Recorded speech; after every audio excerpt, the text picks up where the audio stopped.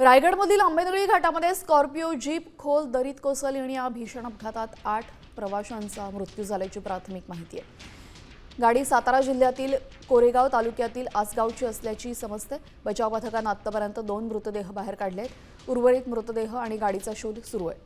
2018 मधील बस दुर्घटना याच परिसरात झाली होती आणि त्यानंतर आता ही दुर्घटना।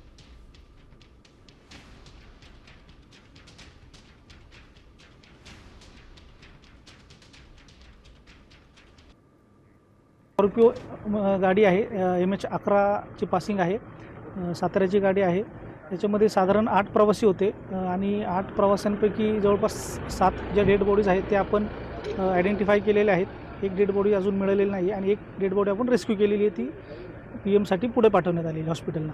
गाडी झाडी झुडपामध्ये खाली अडकलेली आहे। ड्रोन कॅमेऱ्यामध्ये ती शूट झालेली आहे। साधारणतः 2 ते 2.5 फूट खाली ही गाडी अपघात झालेला आहे। साधारण रात्रीच्या दरम्यान हा अपघात काल रात्रीच्या दरम्यान झालेला आहे।